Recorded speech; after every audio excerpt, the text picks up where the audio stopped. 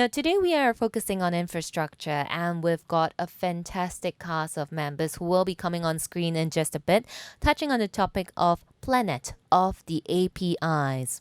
Our moderator for this session, she is Suzanne Kishti, Chief Executive Officer, FinTech Circle. And our speakers for this session, they include Dr. David Hardun, Senior Advisor for Data and Artificial Intelligence, Union Bank of the Philippines; Todd Schweitzer, Co-founder and Chief Executive Officer, Brancas; Kahina Van Dyke, Global Head of Digital Channels and Data Analytics, CCIB, Standard Chartered Bank.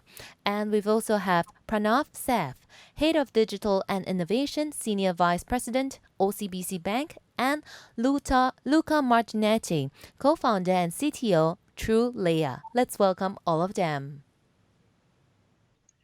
Hello and good morning or good afternoon, wherever you are in the world. I'm calling in from London, and welcome to our panel, Planet of the APIs.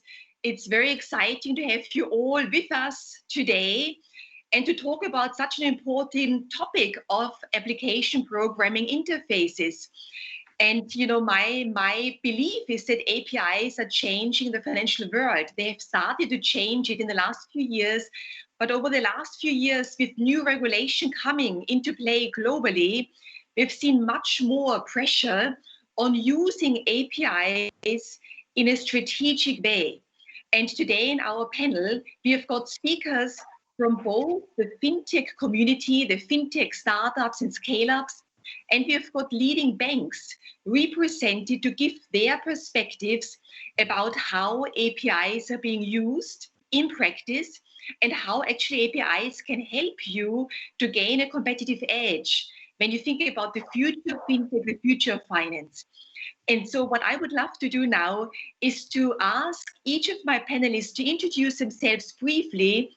Then we will get into the discussion about how APIs can change your strategic perspective, how fintech companies and banks collaborate in practice, and what are the things which do work and what are the things which don't work, which we want to improve on.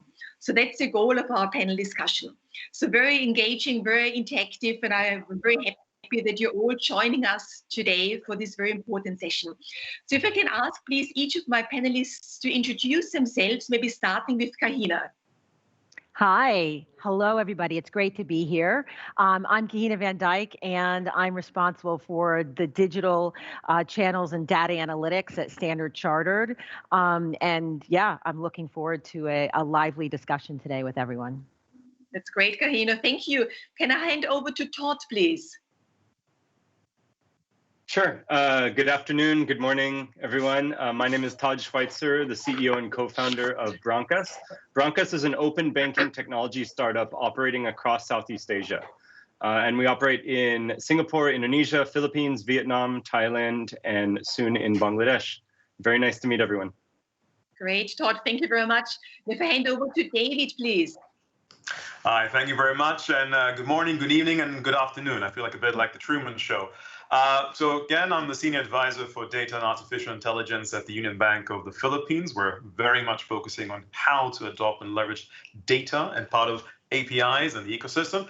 And prior to this, I was the first Chief Data Officer and Special Advisor for Artificial Intelligence at the Monetary Authority of Singapore. So looking forward to the conversation with everyone. That's excellent. Thank you very much. And can I ask Luca, please? Hi, I'm Luca Martinetti. I'm the co-founder and CTO of TrueLayer. TrueLayer is a fintech platform. We provide APIs for accessing bank data and initiate payments in the UK and all across Europe. Fantastic, Luca. Thank you. And Pranav. Hello, everyone. It's a pleasure to be here. Right. Thanks for having me on this panel. I look at the digital and innovation agenda for OCBC Bank. As part of that, I've had the opportunity to lead our efforts to integrate fintechs into our offerings, as well as look at work with ecosystem partners to create new business models and solutions for our customers.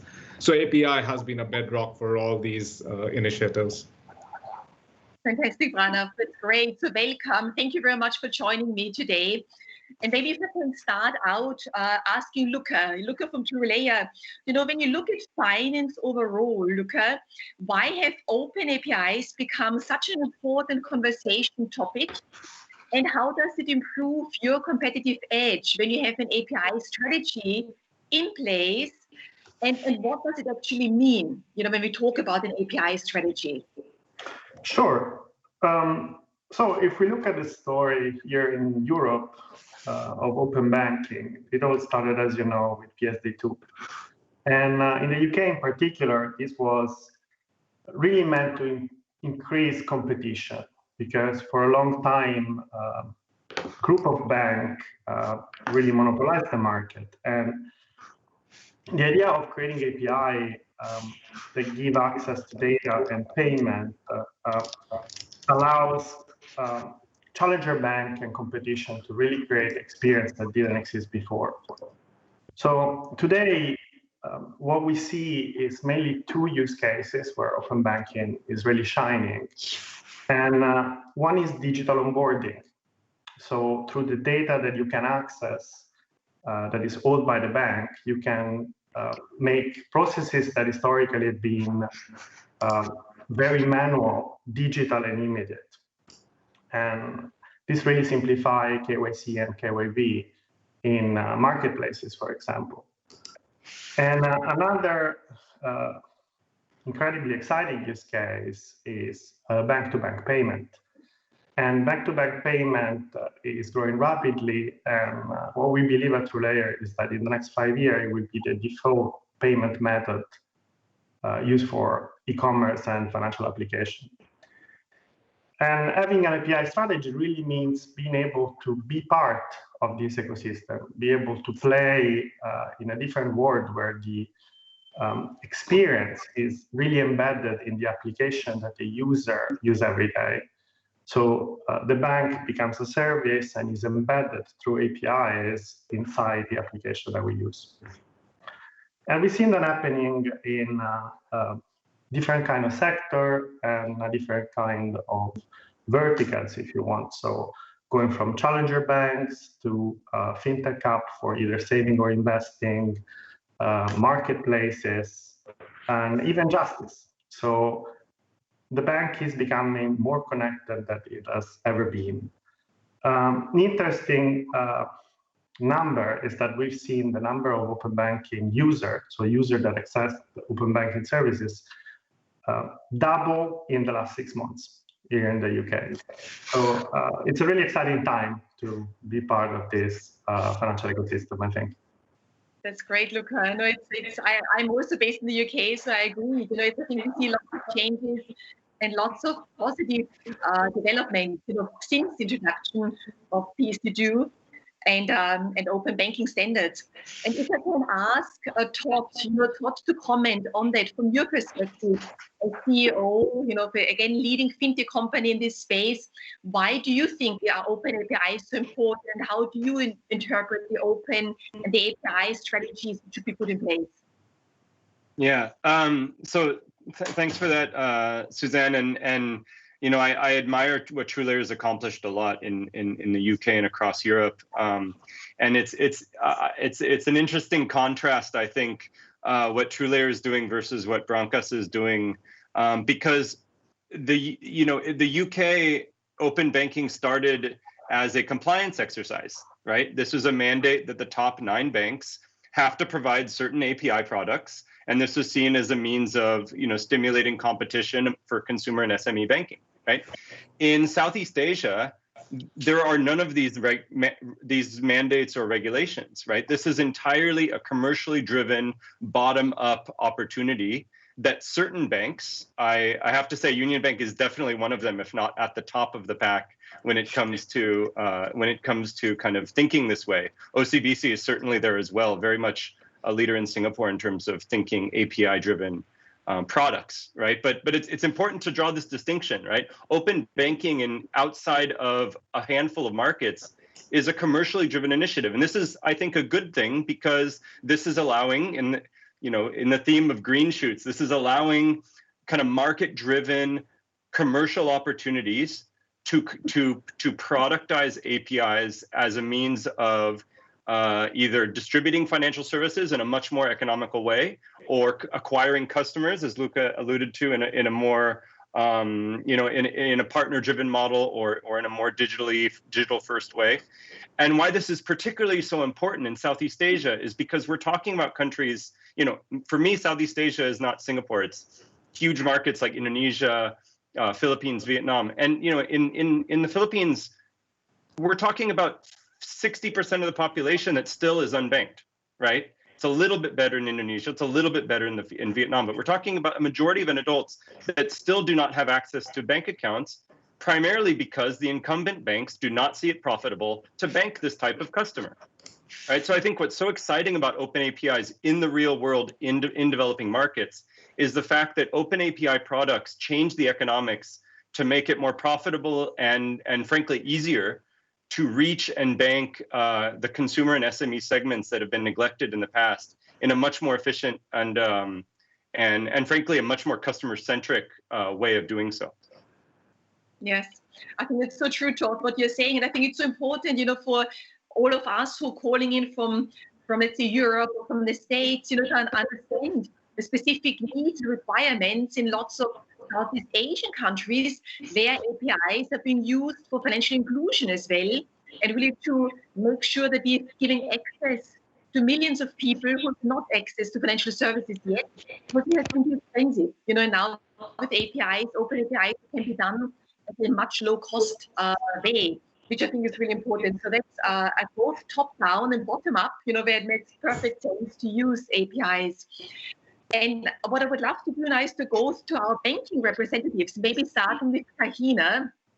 And when we had our call prior to our conference this week, I learned from Kahina, Kahina, that you have been a tech expert and leader in the Silicon Valley. Now you work for Standard Chartered as a leader in the financial services, because you really bridge both sides. You understand technology, you understand the financial services world.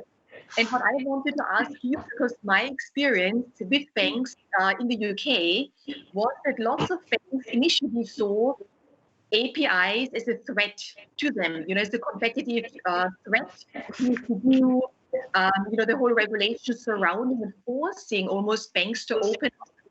And I wanted to understand better from your point of view, do you see APIs more as a competitive threat or as an opportunity, and why?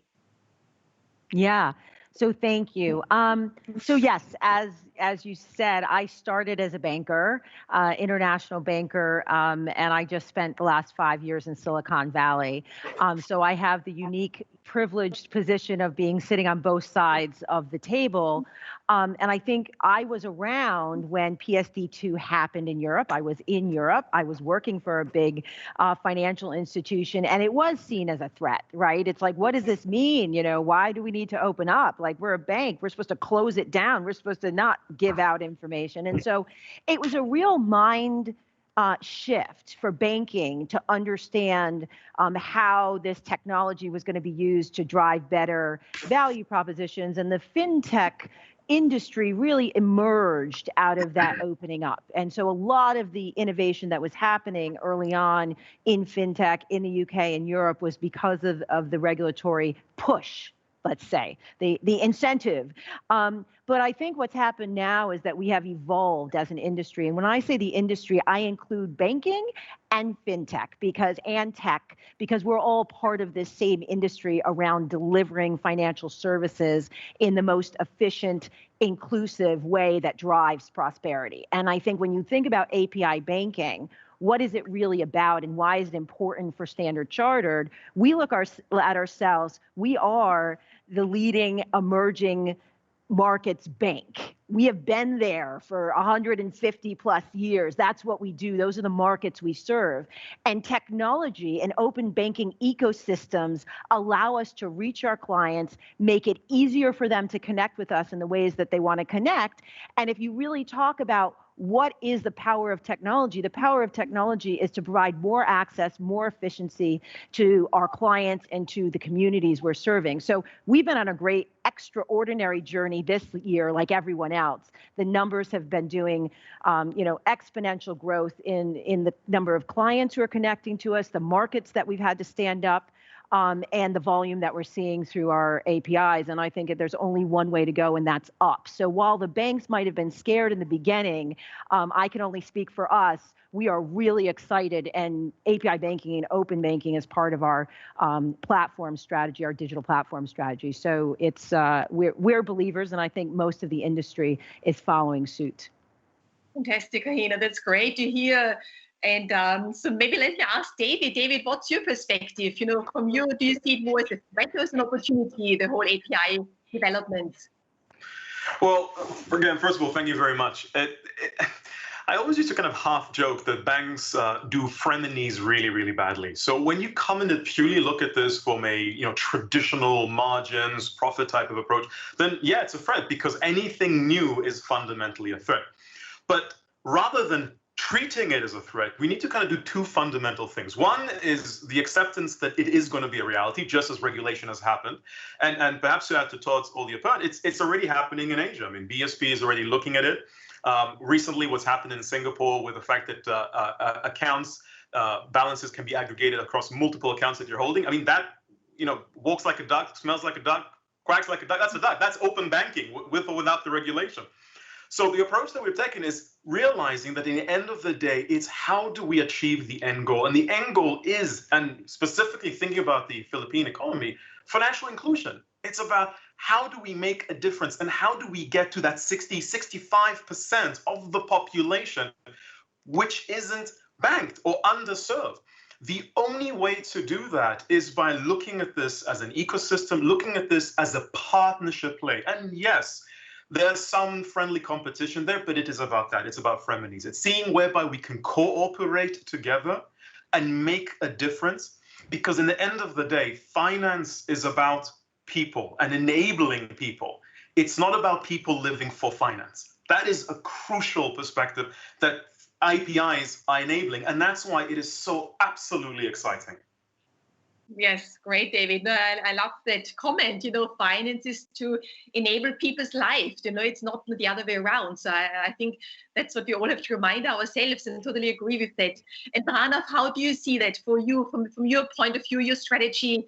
Do you see it more as a threat, as an opportunity? Where do you position yourself? Well, as we talked about, right? I think in Singapore it was a very, very competitively driven bottom-up commercial initiative. So we definitely see it as an opportunity, right? 5 years ago when we started our lab, we call it the open vault, right? As Kahina was saying, right? Banks were trying to close things, and our idea was to open up the doors, right? Open up the walls so we can connect our data, get our customers, to enjoy services if we take their data, give it to some of the trusted partners. And then that worked very well for the first phase of, APIs, open APIs for us and Singapore, where we were more connecting and leveraging other services outside of the bank, right, to create new services. So whether it was advisory platforms, whether it was, chatbots, artificial intelligence kind of services. So it was more connecting out, sending some data out, bringing it back in. Right, as the ecosystem evolved in Singapore, when the notion of trust, the notion of data security, and the way the SG Financial Index evolved under the aegis of the digital identity driven by SG with MyInfo, right now I think the battlefield or the opportunity field has opened up to allow more and more people to join in and for us to create better solutions. For us now, we see that innovation on core products is hard, right? The more products are getting commoditized. If we have to win, we have to really, really go out, solve whether it's retirement needs, healthcare needs, or payroll needs, or account payable needs of our customers, and add value there with banking as a background. And for that, the partnerships, the API infrastructure required to that is competitive advantage. It is a way to win the market rather than to be defensive about anything. That's true. That's, I think, a great point, Pranav. And in London, when we talk about often, the implementation of fintech solutions in practice, sometimes we conclude that we've not seen them rolled out at scale. There's lots of talk about collaboration, about partnerships, but when you actually look at, products being rolled out to millions of customers, there's not yet enough sometimes, where we can see that's really what is thanks to the fintech sector. And on the B2C side there is, but often B2B2C, we are missing that. So I wanted to ask you, and saying, Pranav, with you now, when you think about your most successful case studies, where you implemented API at scale, maybe in a partnership with fintech companies or on your own, what would you be most proud of? What would you like to share with us, where you roll it out to large millions of customers and it works very well? What would be a good example for that? Well, for Singapore, millions of customers is a bit hard because we are 3 million bankable customers. But we've had a lot of successes, right? So let me just give a few things that come on top of my mind, right? We run the largest property listing portal in Singapore, right? We are a bank which runs a healthcare app for tele-advisory, right? We have created a new business model where different companies can exchange their loyalty points, right? Now, I think each of these things, I would say, is in a different form of evolution and adoption.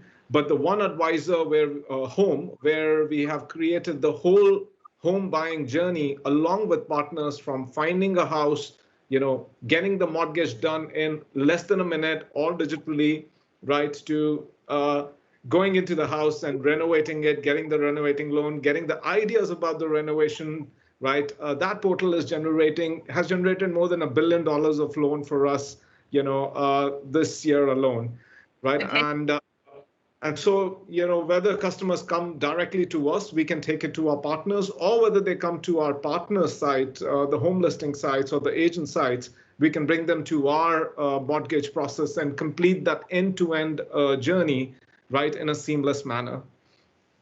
That's fantastic, Pranav. I wish we would have that here in London. At least I'm not aware of it yet, but it sounds fantastic.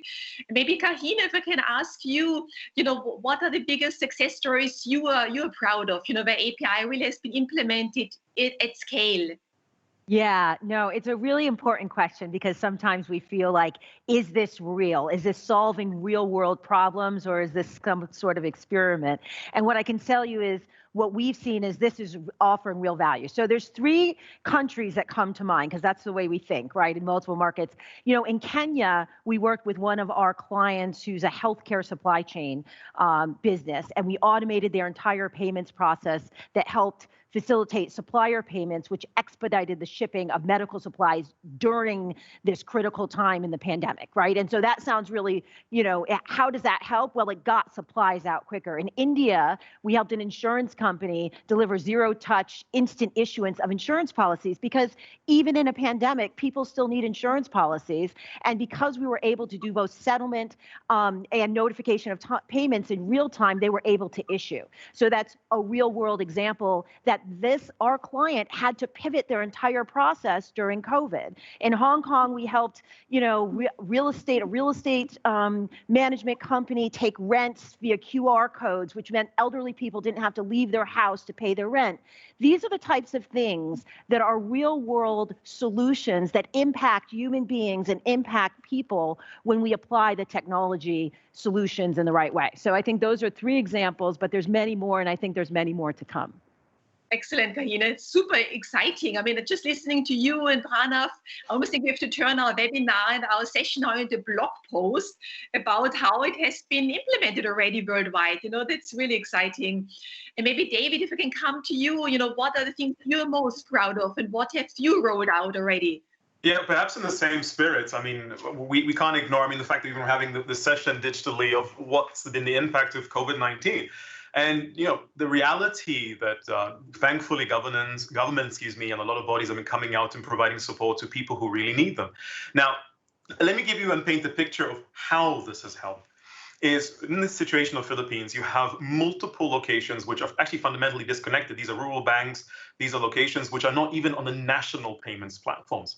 Now, during the pandemic, we were basically able to roll out and implement, various innovations to enable the cash outs. And to give a very, very specific example is the Philippines Department of Social Welfare and Development was able to leverage on essentially the bank's solution. This was the I2I network in order to distribute their social amortization program, providing financial support. This is cash in hand to those who need it most during the COVID-19 pandemic, when we're all aware how significantly the distribution as a whole has been significantly impacted. So this is, this is what I was mentioning earlier. It's about people, and it's about how do we fundamentally leverage all these wonderful technological gadgets, these capabilities, but in the end of the day, putting it together, not as a theoretical concept, not as a proof of concept that never leaves a lab, but an actuality, coming together, putting aside our competitive nature in order to result in an impact and making a difference. And honestly, this is, to me, one of the many, but one of the examples that I'm tremendously proud of that this bank has been involved in.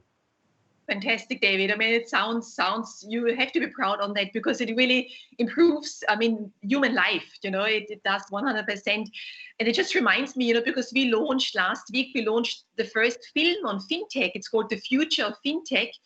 And it talks about, how FinTech and the financial service sector has helped during the pandemic.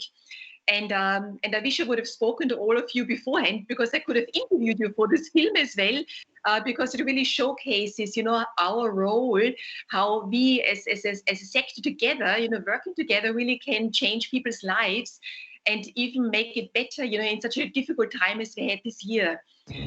And maybe what I would love to do now is to come to our FinTech, our FinTech companies, back to Luca and back to Todd.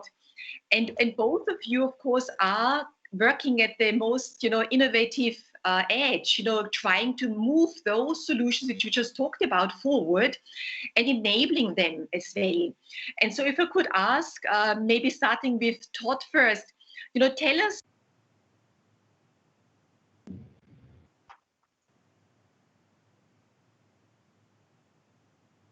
Oh, I think I lost Susan. But I'm going to comment, and before we hear back from Susan, I'll comment on what I've heard previously. So I think really interesting examples from the rest of the panelists. I have to point out, though, all payment related, and that's important. I think it's super important, because so much of B2B and consumer payments have so many middlemen. Just think of just to pick on the large card schemes, right? Just imagine, it's actually, you can see that there's 5 or 6 or 7 intermediaries in a typical cards transaction. So even the fact that the UK, Luca's saying that the UK he's anticipating more bank-to-bank transfers. That's more efficiency in the system, and that's fantastic. And certainly in Southeast Asia, where card penetration is very low, sub 10% in most of these markets, enabling easier bank transfer on the consumer and commercial side is so important. However, I want to make the distinction that payments is not the end all be all of open bank, or I should say payments and account data is just the beginning of open banking, right? And some of the use cases we've seen coming out of the COVID pandemic, number one is account opening, right? So Luca alluded to this a little bit. I know some of the banker panelists are working on products for this, but basically enabling digital account opening. A market like the Philippines is super sadly branch centric. It's remarkable how little you can do with most of these banks outside of a physical brick and mortar branch. But right? I just have to, not to cut you, but I just have to jump in and say exactly on that point. So when we're in the heightens of the quarantine, basically in Manila, we onboarded 300,000 people with no branch effect. That's right. And let me add to this. So while Union Bank was onboarding new customers because they have a digital onboarding flow, I know one of the largest banks literally stopped all new account acquisition for 2 months. Why? Because they needed to set up their VPN.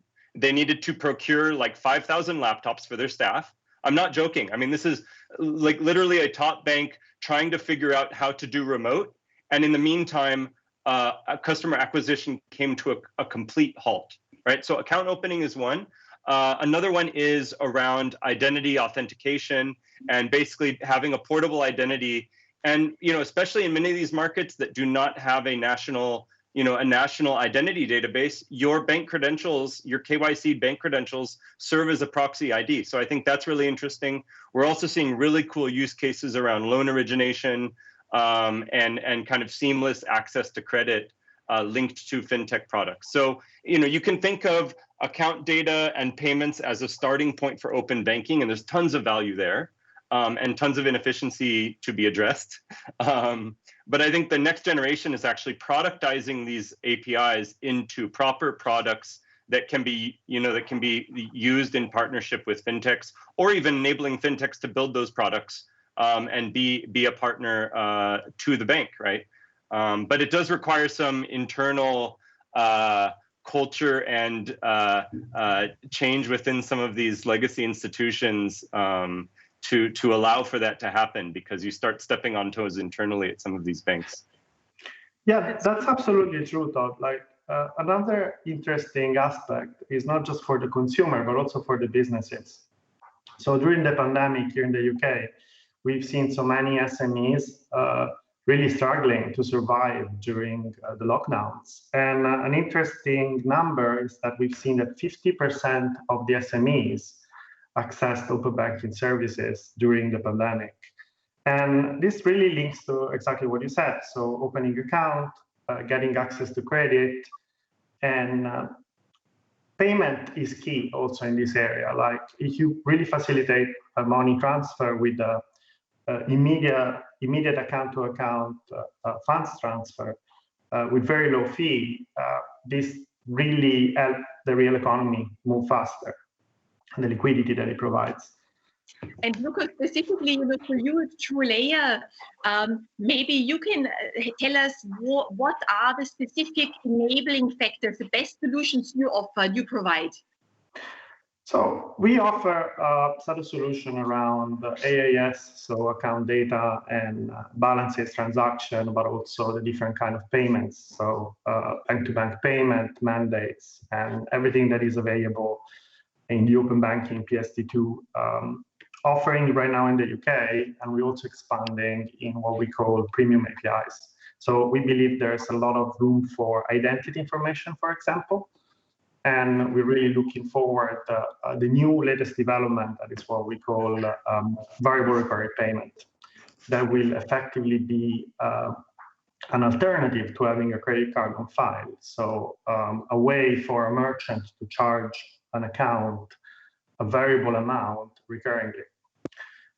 The biggest enabler that we've seen, and this is not obvious, are not necessarily the APIs themselves, but the user journey. So the user experience, we learned, is so fundamental to remove friction in both the onboarding and the payment flow.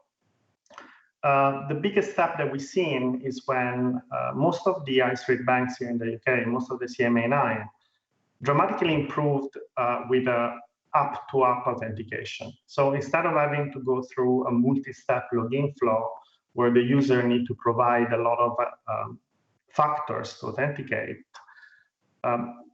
in a mobile experience, the user is redirected directly into their bank application, and then they can authenticate with biometric factors like fingerprint or Face ID.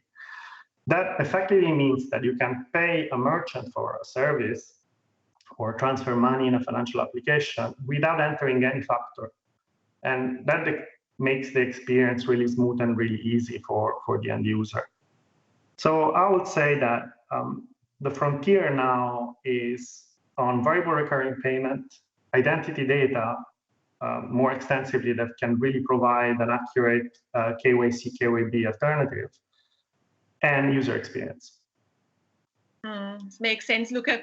And you mentioned premium APIs just before. And with premium APIs, do you mean specifically APIs helping you with identification, or is there something else which makes it premium? It's a little bit of a buzzword, if you want. That's not a very well specified term, but what we mean is, I think what Todd and David said before, that open banking is not just a compliant exercise. It can be commercially driven, can be a business opportunity for banks. So banks are not really monetizing a lot of the data they hold, and they can play much bigger part in the payment ecosystem that they do right now, because there are, as Todd said, many intermediaries in your average credit card transaction. So Premium API is pretty much anything that is not mandated by regulator, but where the bank can create a business model and can monetize their access. And we've seen a lot of attention. We've seen prototypes. We've seen things getting very close to be on the market. And so I believe 2021 will be very exciting on this front in UK and Europe. That's great. Thank you, Luca. And Luca, can I ask you about TrueLayer's customer base? You know, are your customers mainly banks, or are your customers mainly fintech companies? You know, how do you segment your client base, and which one do you see growing most? That's a very good question, because it really depends where you draw the line. Like, what is a bank and what is a fintech? So we work with a lot of challenger banks like Revolut, for example, across Europe, but also fintech companies that are around saving and investment, like Plum or Chip here in the UK. But also we enable top-up of wallets in a more general sense. So you can think about the iGaming space, for example, or betting. And payment in general is such a ubiquitous and large need that really touch many industries. We also work with the government, for example. Like, one of the clients that I really didn't expect is Digital Justice here in the UK, where through open banking data, they can take decision of providing financial aid for low-income individuals using open banking API. So it's really broad what you can do with that. And yeah, what we believe that more no-financial company will start using open banking for their business. So thinking e-commerce and marketplaces, for example. That's interesting. Interesting, because just yesterday I was giving a keynote on legal tech, legal technology. And I had not realized yet, that of course you can use and you should use APIs also in this area. So that's a good point you made, Luca. Just coming, Todd, to you in terms of your customer base. Is your customer base mainly banks, or is it mainly fintech companies? How do you segment them?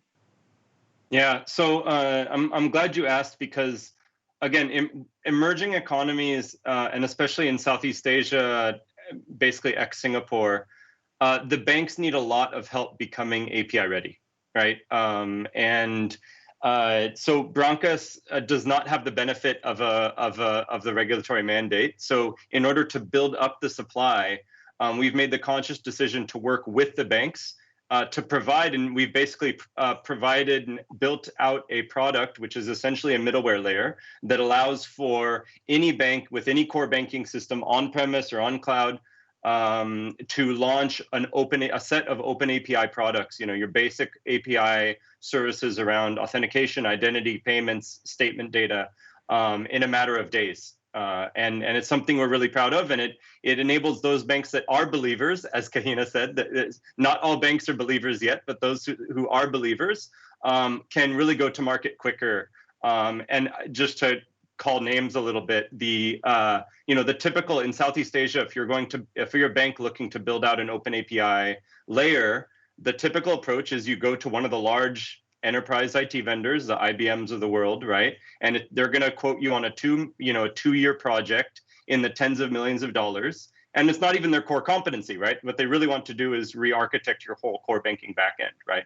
And I think the power of open APIs on the bank side is not only unlocking new revenue streams, but the ability to decouple your core banking system, however old it is, from fintech services and connections to fintech. So I give that context because in a market, like Indonesia or Philippines or Thailand or Vietnam, it's actually essential for a company like Broncos to work with the banks to help build up the supply side, right? Because there are very few banks like Union Bank in the Philippines that have actually well-documented APIs with a proper API team, product team ready to connect to, right? I mean, they're really an outlier. So the rest of the pack need help, right? And so we provide that help. And that also helps us then commercialize those API products on behalf of the banks to customers, right? And those customers indeed can be fintechs. There's a lot of online lenders, payment gateways that are eager to offer direct debit as a solution, as well as e-commerce shops, online businesses that are looking for faster ways to enable their customers to pay, and they don't want to pay the 5 or 6% total transaction cost for accepting cards. Not that many customers have cards anyway. I think the expanding segment we're seeing, as Luca mentioned earlier, is the kind of the B2B segment, right? So enabling APIs, and Kahina pointed this out too, right? And providing APIs that connect to corporate clients of the bank directly. So we're not talking about fintech partnerships. We're talking literally about a corporate transaction banking solution that plugs into a corporate client's ERP system, perhaps, or maybe they have some new online property, right? But it's enabling, it's delivering a corporate banking product to the bank, to the client of the bank, but just in a new way. And it's not through a relationship manager and a 9-month IT project that they've negotiated with the bank's IT team. It's by accessing APIs that the bank has made available. Yes. I think what you're talking about now is so fascinating because it's about the ecosystem. It's about really how everybody has got a role to play in this large global fintech ecosystem, from fintech companies, startups, scale-ups, the large banks, the clients of the banks, of course, the regulators. And it's important to be able to think in networks. What are the network effects? What are our direct benefits we provide? What are the benefits our clients get? What goes down the value chain? And to think in these collaborative terms, to really make gain the benefit, which our industry can have, and the impact it can have on our industry, but also in all the other industries in which we are working with. And so what I would love to ask maybe Kahina is, in terms of fintech strategy overall, how do you see the future of finance evolving? So it's a very strategic question. Long term, how do you see really the future of finance evolving between banks, fintech companies, and we didn't talk about them yet, technology giants, the tech giants, which we know are coming in, from all sides, all countries. How do you see this power play, between our three partners, almost you could say, and how do you want to position, Standard Chartered in your case, in this fintech ecosystem? Yeah, so I love this question because I worked at a big tech giant, one of the global ones that's in every single country. I've worked at a global fintech startup, which is really hungry to break open and, new ways of doing old things. And I came back into banking. And so I really have thought a lot about where are we going? And for me, it's really simple. Each of those stakeholders have a unique value proposition and unique capabilities that deliver solutions.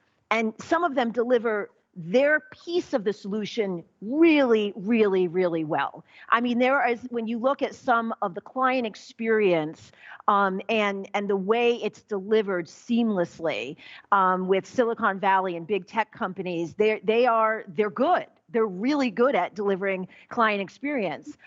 When you look at the fintech companies, they're really good at solving old problems in new ways and leveraging technology. I loved what Todd said. Todd was like, identity, right? Onboarding, automated instant credit, like all of these things that have all of these opportunities that the fintech companies are saying, let's go tackle that problem because there's so many problems. And then banks, right? We have a core competency in what we do. And so I have this simple approach to partnership. The first thing is we've got to work together because the problems are so vast and deep. and it's an ecosystem shift, and it's a systematic change that we are going to have to all work together. But to work together, we have to understand what we each bring to the party. What are we bringing to the table? And so I look at this as the institutions who are open for partnerships, who are believers in technology, need to be working with, and I talk about the banking institutions, need to be working with companies like the companies that, you know, are here on this panel today, and other great companies, other great fintech companies. And the big tech companies, it's not one eating the other. And I think that whole notion that are the big tech going to take over the banks, the banks going to take over the fintech, or the fintech's going to become the new banks, is just not really the right way to look at it.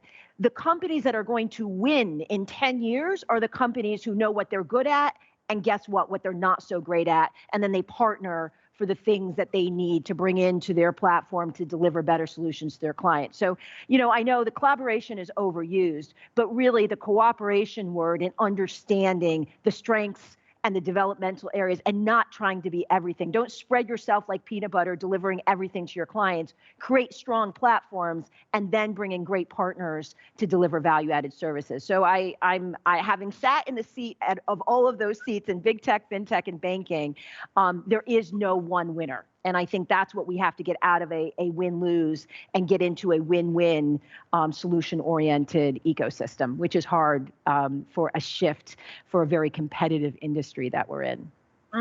That's great. I think that's lots of takeaways, what you just said, Kahina. So there's not one winner, which means there are lots of winners, you know, so lots of winners will be out there, which is, I think, a very positive, of course, opportunity, you know, for so many stakeholders and so many players in our ecosystem. Maybe if I can come to David, UBP, what's your strategy? You know, how do you see the future of finance evolving and your role in it? Yeah, no, thank you for that. Actually, I very much agree with what Kahina was saying earlier. In fact, not to repeat that point, is very much an ecosystem play, very much a win-win environment in terms of what we're good at and how we can collaborate in areas where others may be even better from that perspective. So it's really about ecosystem and collaboration.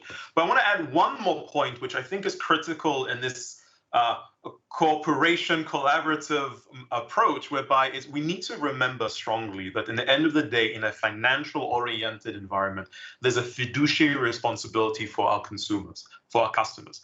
And that's independent as to whether you are currently regulated or whether you will be in the coming future.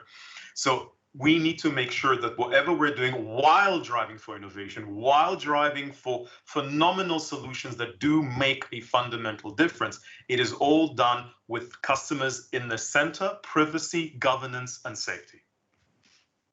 I think that's very well said, you know, very true. I think that's something we always have to remind ourselves exactly, that we are in a regulated environment. And that's, I mean, that's good for that, you know, because in other areas where we're not regulated, you know, people can't stand up for the rights, they can't defend, they can't fight for what's good. But we are in a regulated environment, which gives a certain framework to operate in. And so that's definitely, you know, one thing we always have to remind ourselves, which is unique, of course, to our sector. And maybe, Pranav, if I can come to you now as a almost you to get your final words, you know, for your strategy at OCBC and how you see the future of finance evolving in your role. Yeah, thank you. Let me, build on what, David was saying, as we don't know how to deal with frenemies, right? And I think Kahina was also referring to it, you know, whether we work with some other partners, will they own the customer? Will they, earn the economic rents of that relationship? I think those are very, very valid questions. I think nobody knows the answers to it. So the strategy that we are playing with is that if someone can deliver a service better than we can, right, we are happy to be the pipes behind. We are happy to be the utility behind. And no one has really won that as of now. I don't think anyone has taken away the bank's, existence. But any big tech that has come to it and said that, hey, enable payments for us, we've taken that with open arms, right? Because if they are able to finally create more value for the customers, with we being the primary fiduciary responsible, legally responsible entity holding the funds, we are happy to do that. Yet at the same time, using all the technology available to us, it is very critical for us that we know how we add value to our customers, beyond the basic banking products, right? And for us, it is about wealth planning. It is about retirement. It is about, how you buy, sell, operate your business. And how do we leverage partnerships? How do we leverage APIs to create end-to-end solutions that only we, with the better knowledge about our customers based on data from this ecosystem, can deliver to our clients, right? So it's hard to say winner, who will win, who will lose. I think we got to all play our cards. We can't just be a banking as a service and lose our relationship with the customer. That's for sure. We want to create really, really strong customer engagement points with other partners from the ecosystem, with other services that sit on top of banking. That's how we are playing it. Great words, Pranav. Thank you for that. And I totally agree, with what you said. I think it's really about reaching out to each other and also being humble. And I know that our conversation comes to an end in 2 minutes. So maybe I want to summarize, what I learned, by listening to you, talking to all of you today.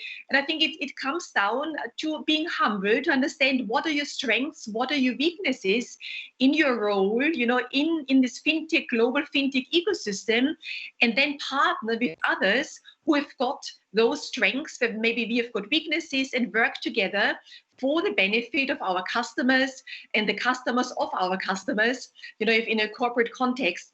So it's really about reaching out, being open, and stop thinking in silos. I think it's also very important. I think that always came out, clearly what you've said. We are not silos anymore. We can't, if we do that, we will go out of business, we will become extinct. But it's really about communicating, working together, and globally reaching solutions, and not forgetting, those customer segments who have been ignored in the past, who have been unbanked. Also, we've got lots of freelancers, SMEs, those segments which have been unprofitable. And all of a sudden now, with APIs, they become profitable serviced and a great business opportunity. So with that, I would like to thank you all for your time as my panel members. You were fantastic. Thank you for being so honest, for sharing your expertise and your vision for the future. And thank you for our audience. Thank you for calling in and for joining us at SFF 2020.